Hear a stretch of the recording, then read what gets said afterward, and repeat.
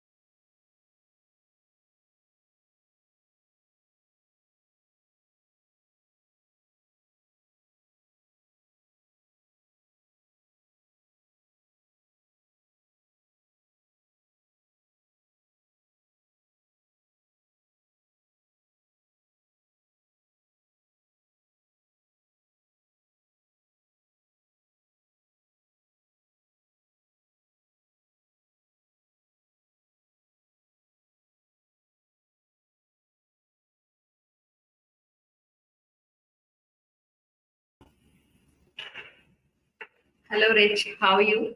Cool. Sorry, I had some technical problems getting into this. No problem. Finally, you are here. That's what it matters. Hi, Rich. How are you?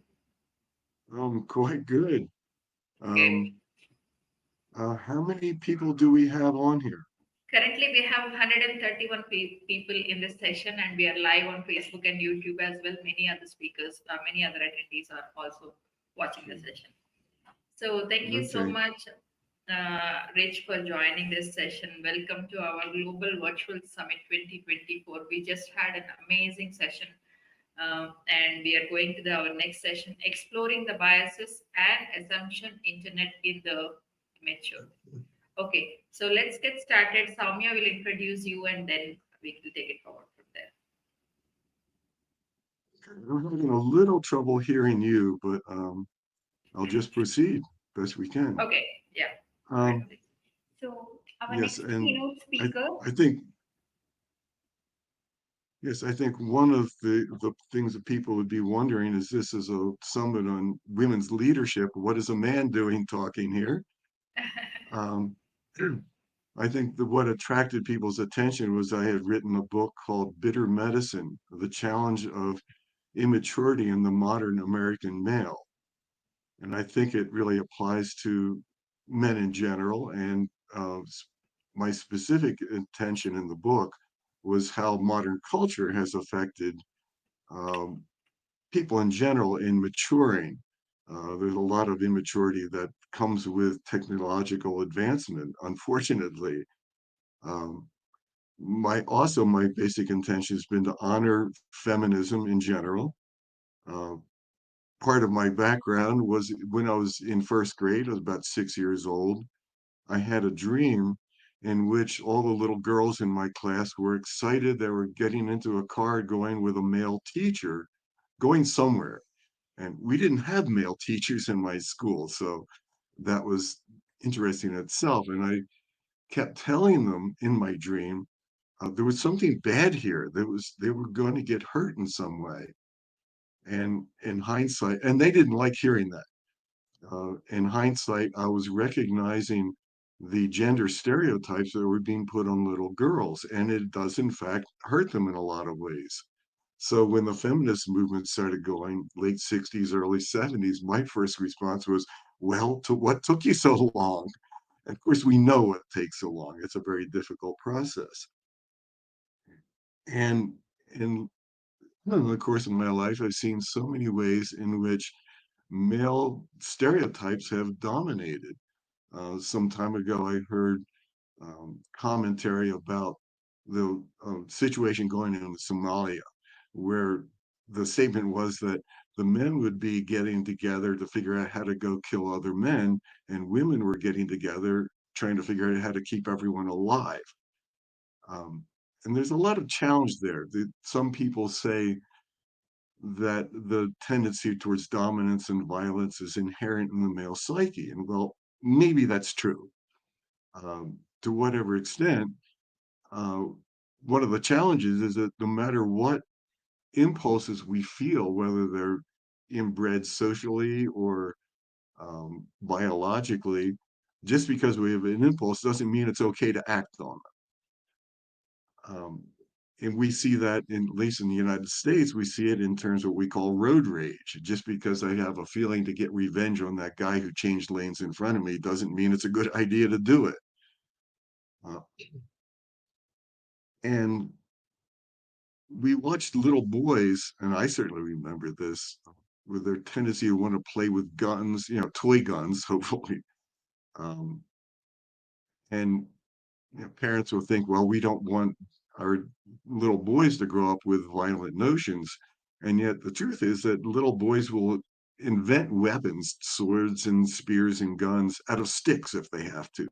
So there's something inbred there, and it's something that all men have to deal with. I think even the most wimpy man out there has to face a part of him that will kill just for the sake of killing, destroy just for the sake of destroying, perhaps rape just for the sake of raping. That those things are inbred into us in whatever way. And we have to come to terms with it. We have to confront that rather than trying to sweep it under the rug. So, one thing I say is that right from the moment we're born, we're at, dropping onto the bottom of a very steep, very difficult learning curve. One of the most common things for so many of us is that we don't want to do that stupid learning curve. We think we've got it together. 2 years old, we're declaring, I know the way the world works, and everybody else just has to obey my demands. Then we go through the same thing when we hit adolescence. I know the way the world works. Everyone else is stupid.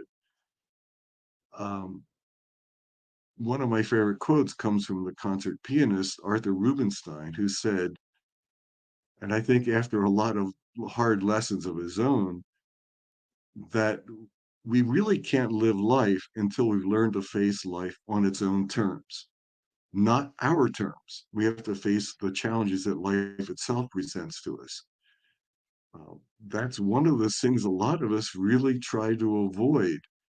And we're looking at the political situation in the United States now, hearing um, Donald Trump's people, the MAGA Republicans, determining, well, women are, among other things, women are supposed to stay in their place, as are people of color, as are people of different sexual orientations. And the greatest challenge there is that as we start off in life, when we're born, our experience of the world goes out about 2 inches, and then it expands about maybe 12 to 14 inches, which is the difference from a mother's eye to her nipple as she's breastfeeding her infant. And we're challenged to keep expanding our experience of the world. One of the things we see in politics in the US, many of the people who favor Donald Trump live in emotionally and mentally a very small world. I mean, geographically, they live in a small world and don't embrace a very cosmopolitan view of the world around them. One of the things that affects the difference between boys and girls at a very early age is that a little girl knows that she's the same gender as her mother. I'm a mommy kind of person.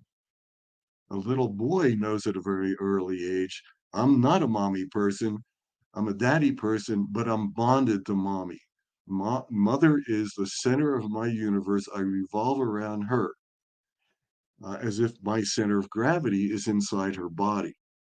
And you'll see little kids of both genders really will try to cling to mommy as if they're wanting to burrow back inside her body and feel encased in her energy field, for lack of a better term for it. With a little boy, though, as he starts to grow, he feels that dynamic where I have to move away from mommy to gain the sense of who I am, separate from her. But as I move away from her, I need to make sure that she's always going to be there for me. So I can go from moving 12 feet away from her and then running back and wrapping myself around mommy's knee. And then I want to move into the next state. And then I want to move to Montana and I want to move thousands of miles away and make sure that mommy's still there. I believe that's one of the things. There are many influences, of course. It's one of the influences that drive a man's psyche to feel mommy can't move. She's supposed to stay there at home. So when I come back and need her, she's always there. Now we have the potential for a woman, not just a woman, but a Black woman running for president of the United States as of yesterday. It reminds me of how years ago, when a woman was running for vice president, Geraldine Ferraro, she was speaking at a university, and there were a bunch of young men, probably early 20s, late teens, chanting at her. um, Iron my shirt was their phrase. Iron my shirt, which really means you're not supposed to be running for a public office. You're not supposed to be out there at all. You're supposed to be in the kitchen, in the laundry room, in the house, serving my needs. And what they don't want to admit is it actually is scary to them. Just like a little boy is actually, he never, I want women to not ever buy into this one, even though it's so, I think, difficult to face up to, is that a little boy is anxious, if not downright scared, about his gender difference with his mommy. And there's something just anxiety provoking about that. And it can translate straight on into adulthood. They see a man sees a woman violating his childhood pictures of how she's supposed to be. And all of us, men and women, are faced with that challenge. That just because we grow up with mental pictures and emotional dynamics that were started in infancy and early childhood, we have to modify our pictures. We have to move out of this very small world that we live in and realize it is a small world and the actual world out there is much bigger. A lot of us will fight that. Both men and women do that. They will fight the challenge to expand our view of life, and expand our view of ourselves and of how other people are supposed to be. And the dynamics we've seen throughout human history around specifically this one, the dynamics of male dominance and male tendency to violence, can have huge repercussions, many of which have been downright tragic. So again, this is one piece. There are people who will insist, well, God determines the men are supposed to dominate. I think one of the challenges there is that when we have very old dynamics, it's old in the sense if somebody is going into middle age, their infantile imprints are quite a long way behind them in terms of lifespan. And they lie outside our conscious awareness. These are things that are ingrained into us before we have much of a rational mind to think about it. And it's very easy to assume this is just the way the world is supposed to be, or this is the way God created things to be. We imbue our early imprints with divine notions. Some people will say some of these notions go back to our reptilian brain, which is like 65 million years old in most. And that really gives a sense of what's mysterious, it's vast, it's divine in notions. Well, we have to question that. So when I hear what's so blatant in United States politics these days, is that these notions are being trumpeted. I guess it's a pun there on Trump. They're being trumpeted um, by a great many people in the United States, and the politicians, the political stance that say this is the way the world is, and they refer to it as culture wars. Our culture is being changed. Well, yes, it is. When I was a child, the world population was about 2.5 billion people. Now it's about 8 billion. And they see people changing in the United States. Culture is changing. Culture all around the world is changing simply by the sheer weight of numbers. And a lot of us will say, wait, I miss the world I grew up in. Well, I understand that. And That's just the way things are. That has been the way things have been for human beings since the earliest days of the human race. So we come from an infancy where we are ingrained with basically a raw selfishness. The world revolves around me. I am the center of the universe. Everyone and everything revolves around me.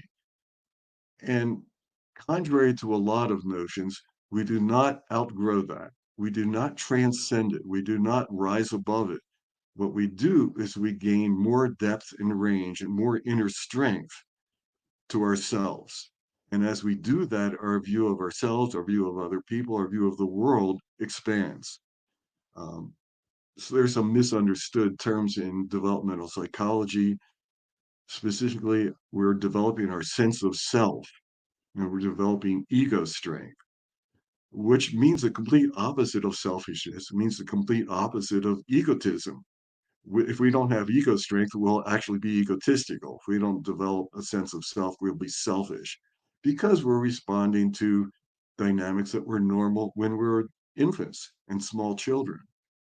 So I describe it as developing an invisible muscle. If we keep maintaining a very small experience of the world, we will have a very small sense of ourselves, and the world around us will feel like a threat. If we grow up in a family dynamic where mom serves everyone else's needs, and suddenly we're looking around and all those women out there aren't doing that. They're living ways that are violating our childhood notions. That's a big challenge. And I recognize that a lot of men will fight that. Even some women will fight that.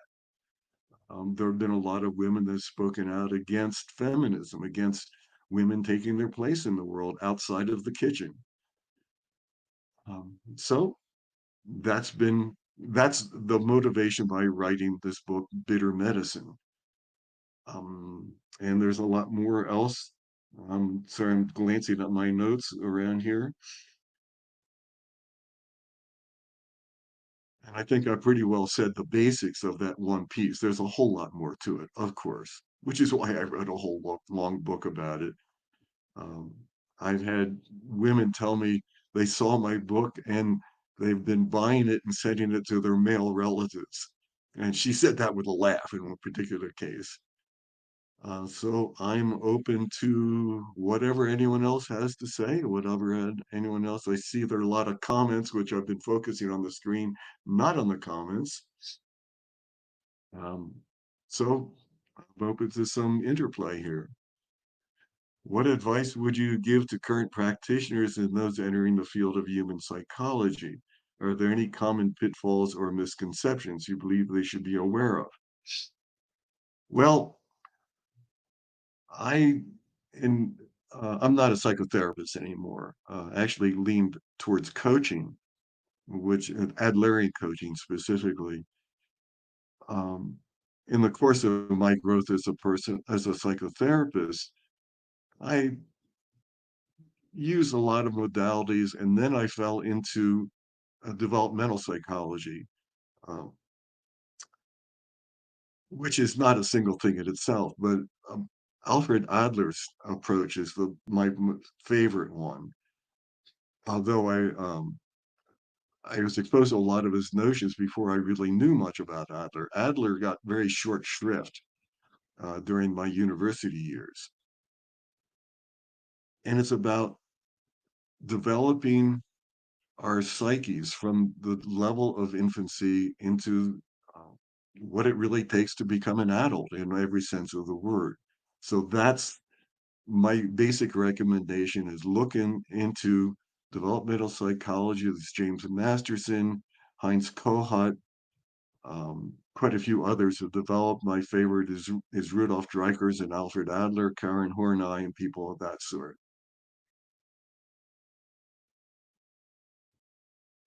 Anyone else? And you had personal experience. How have your personal experiences during the hippie years and beyond influenced your professional path? Well, um, when the hippie thing started, I was fascinated by it. I was attracted to anything that seemed different from what I grew up with. but I very quickly realized that it was turning ugly and that we had to do something beyond that. And I remember people during that hippie period, it was really a rather short time and period of time. People were saying things, wow, yeah, do your own thing, man, and don't let the system tell you who you're supposed to be. Don't let the system keep you down. Don't follow the rules. And I remember reading years later a man who had been part of a hippie commune in New Mexico, which failed. Um, he said, not going to have any rules. We're not going to let rules dominate our lives. And in very short order, they realized we have to have rules here because it turned into a mess. And then I watched hippies saying, no, we're not going to follow rules.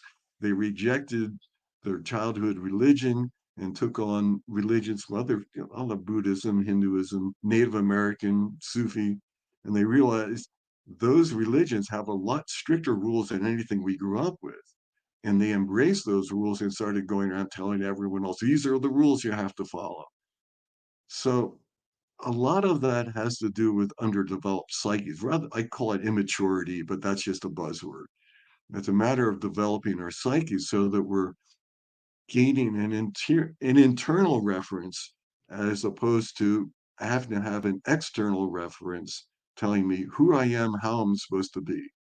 So we saw all these rather flaky hippies yearning for parental figures to tell them how life is supposed to be. And they've gone on to have to develop that for themselves. That's a long learning curve for a lot of people. Um, I think was quicker than a lot of people to rejecting the whole hippie stance and everything that followed after it. That's why developmental psychology was a great gift to me because it really opened my eyes, in a great many ways. Anyone else?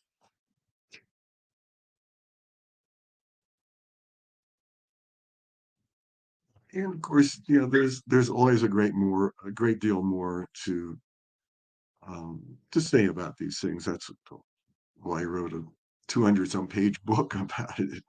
Not to harp on my book, but it's the challenge overall is, as I said, well, the basic challenge is the most obvious one of all. We get born as infants. It doesn't stay that way. And no matter what rules we think we can follow, life itself is the great teacher. Life itself will present us with challenges that we often just don't want to have to deal with. And there it is. There's no easy answer, no easy path.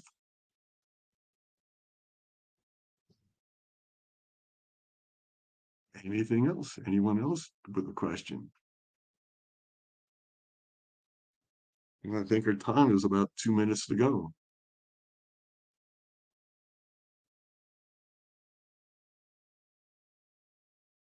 Or I can put in a shameless commerce plug and say, go buy my book. But of course, that's not really what I'm here for. Yes.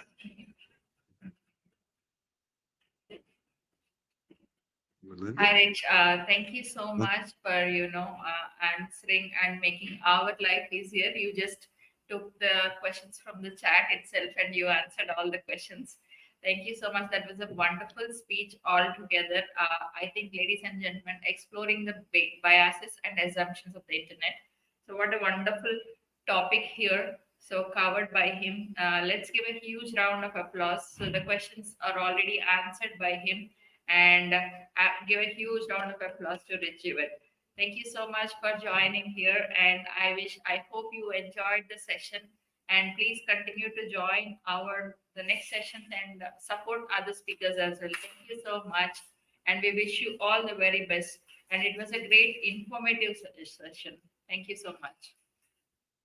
All right, thank you. And thank you for anyone who's attending. I see all these little hearts and thumbs up appearing. So that's nice to see. All right. Thank you.